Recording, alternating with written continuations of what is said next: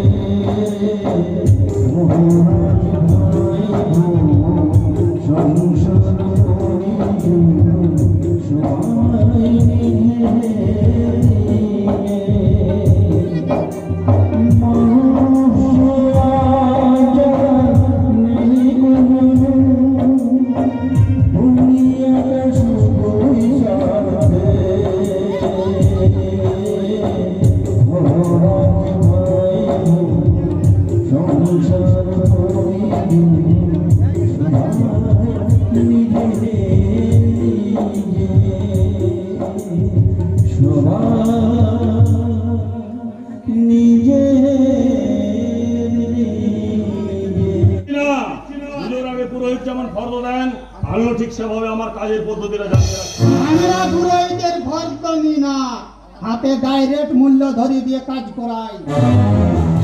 যজমানের কাছ থেকে মূল্য নিয়ে আমি কাজ করি না, আইনের শাস্ত্রবিধি মেনে পুজো করি। দক্ষিণাটা মিটিয়ে দেয় মহামান্য সরকার। আর আমরা সেই সরকারের চোখেই আমরা এই এলাকার বিশিষ্ট নাগরিক। কোথায় কোন ডাক্তারের দোকানে কেন আগুন লাগলো তার কৈফিয়ত কি আমাদের দিতে হবে।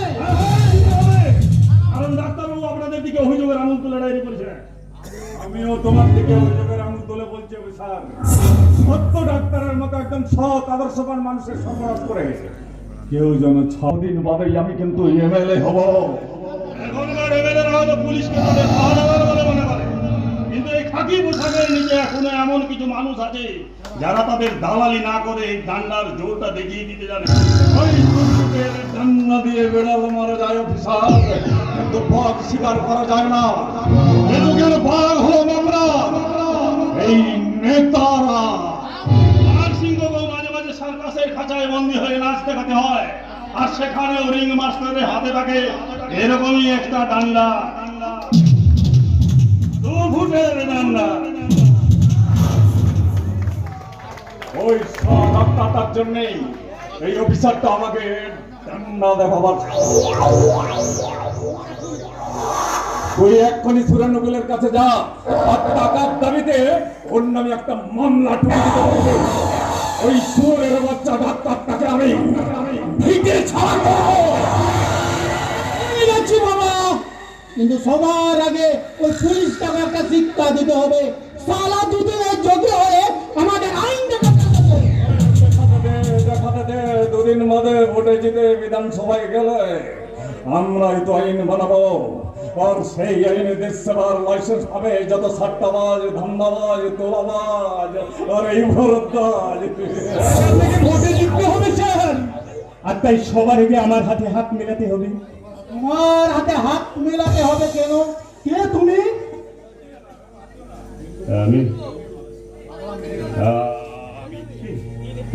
আমি পাগলা মেহের বাবু, পাগলা মেহের। ভোটে জিততে গেলে তোমার হাতে হাত মিলাতে হবে কেন? আরে বাবা, ভোটে জিততে গেলে জনগণ চাই, জনগণ, যারা হাজার হাজার লাখে লাখে আপনার মিটিং শুনতে আসবে, বিরাট বিরাট মিছিল করে আপনার নামে স্লোগান দিয়ে বাজার গরম করে দেবে। দেখে শুনে ভোটকে দিয়ে ভোটাররা আপনাকে দেবতা বলে ভাবতে শুরু করবেছেন। কথাটা তুমি ঠিকই বলছো, কিন্তু আজকাল জনগণ বড় শেয়ার হয়ে গেছে, সালা মিটিং মিছিলে আসতেই চায় না। তার জন্য আমি আছি, আমি ব্ল্যাকি মানে কালোবাজারি দিয়ে জনগণের সাথে কালোবাজারি জনগণ, সেটা কি? আরে বেকার সমস্যার সমাধানে এইসব করেছি, চাকরির তো ভরসা নেই। 10 বছর চাকরি করেও সেই চাকরি আবার চলে গিয়ে তাদের পথে বসতে হচ্ছে। তাই বেকার সমস্যার সমাধানে আমি এই ব্যবসা খুলেছি। লাখখানেক বেকার আমার খাতায় নাম লিখিয়েছে। জনপ্রতি 50 টাকা দেবেন, তাহলেই সবাই আপনার মিটিং মিছিলে চলে আসবে। 5,000, 10,000, 20,000, 1 লাখ যত জনগণ চাই আপনি পেয়ে যাবেন। এই বলো কি সত্যি সত্যি আজকাল এসব হয় নাকি? আরে কেন হবে না, সেই ডিম ভাতের জমানা শেষ হয়ে গেছে। তাই আজকে 500 টাকা করে দিন আর জনগণ নিয়ে আসুন। আগের দিনে আপনারা চাকরি দেবো, জল দেবো, আলো দেবো, এইসব গ্যাস খাইয়ে জনগণ আনতেন। এখন খেলো পুরি মাখতিল, আপনাদেরও কাজ উদ্ধার হবে আর জনগণরাও পয়সা পাবে। বাবা ধান্দাবাজির রাজনীতিটা তুমি দেখছি বেশ ভালোই বোঝো। তুমি আসলে মালটাকে বলো তো? জানি না। আমি কিছু জানি না। কখনো মনে হয় আমি একজন ডাক্তার, আবার কখনো মনে হয় আমি একজন পুলিশ। কিন্তু এখন আপনাদের কথা শুনতে মনে হচ্ছে আমি একজন নেতা, জঙ্গি নেতা। কত বড় নেতা! এই আমার বাবার মতো। না, লোকাল নেতা, বন্ধ মাস্টার। কোথায় সবকিছু অবরোধ করে বন্ধ করে দিতাম। সবাই আমাকে ভালোবেসে বলতো মাস্টার। তা সেই বনমাস্টারি ছেড়ে দিয়ে এখন এইসব করছো কেন? হঠাৎ করে আমি যে একদিন পাগল হয়ে গেলাম স্যার। আমার 10 বছরের ছেলেটা খেলতে গিয়ে লিভারে আঘাত লাগলো। আমি ডাক্তারবাবুর কাছে নিয়ে গিয়েছিলাম। আর ডাক্তারবাবু বললো ওকে এক্ষুনি কলকাতার কোনো এক নার্সিংহোমে নিয়ে গিয়ে অপারেশন করাতে হবে। আমি একটা ভাড়া গাড়িতে ওকে তুলে নিয়ে যেতে লাগলাম। হঠাৎ করে বর্ধমানের কাছে গাড়ি থেমে গেল। ও পুলিশের লাঠিতে কলকাতার কোনো এক নেত্রীর মাথা কেটে গেছে। তাই তার সমর্থকরা বিনা নোটিশে সারা পশ্চিমবাংলাটাকে অচল করে দিয়েছে। আমি তাদের কাছে হাত জোড় করে অনেক অনুনয় বিনয় করলাম, কিন্তু কিছুতে তারা বন তুলল না।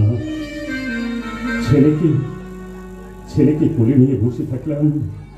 সন্ধ্যের পর যখন বন উঠলো, তখন ছেলে আমার মেহেরবান খোদার কাছে। আর এই বন মাস্টারের বন তার ছেলের বুকে শক্তিশীল হয়ে ফিরে এসেছে। তুমি গল্প শোনাচ্ছ? জানি আপনারা এটা আজগুবি গল্প বলে উড়িয়ে দেবেন। কারণ বসনিয়া, চেচনিয়া, বুশ, সাদ্দাম বছর বার 42 বার বন্ধ থাকবে। তার জন্য এই মেহেরালির ছেলে তার মায়ের কোল খালি করে চলে যাবে।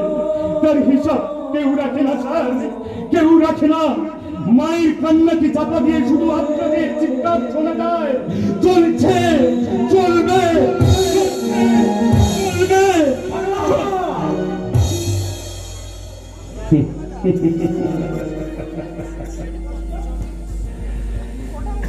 হে মেহেরালি, আজকে দিনে গরিব শুধু ভাষণ শুনে, হায় খোদা, গরিব শুধু ভাষণ শোনে, তাদের মাথায় টুপি দিয়ে নেতারা সব নুপুরে দেশটা চালায় খুনি ডাকাত, সঙ্গে তাদের গামছা, নেতার জামাই হীরের রুমাল, জনগণের গামছা।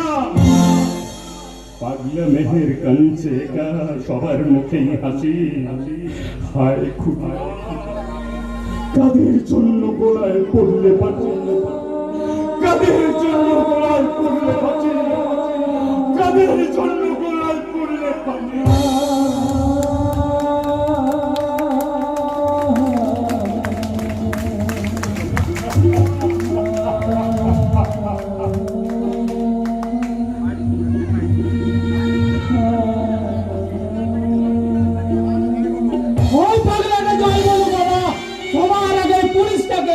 এখান থেকে তাড়াতেই হবে।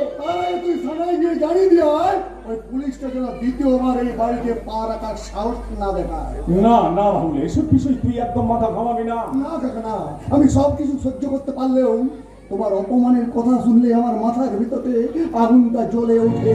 তুই কিছু ভাবিস না রাহুল, কেউ হয়তো এই বাড়িতে পুলিশ পাঠিয়ে বদনাম দিয়ে বাবাকে ভোটে হারাতে চাইছে, কিন্তু এই ভুবন বেঁচে থাকতে ওই সালা মাইকেল আমার বাবাকে ভোটে হারাতে পারবে না। কিছুতেই না।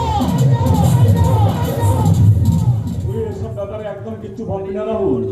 তুই বরং বৌমাকে নিয়ে কোথাও থেকে কিছুদিনের মতো ঘুরে আয়, হংকং কিংবা সিঙ্গাপুর।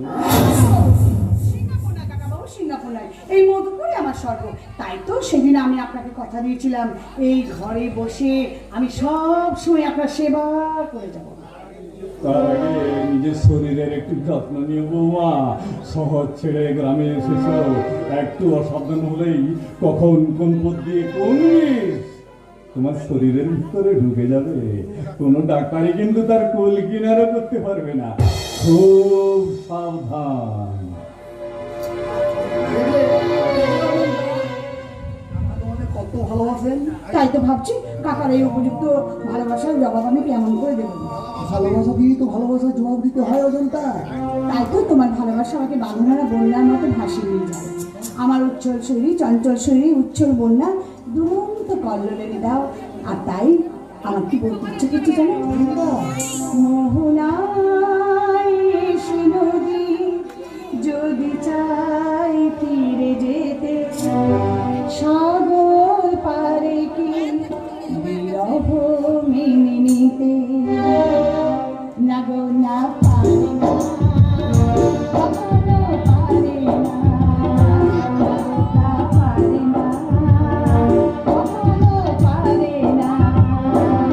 মোহনায় এসে নদী যদি চাই ফিরে যেতে, সাগর পারে বিরহ মেনে নিতে, না গো তা পারে না,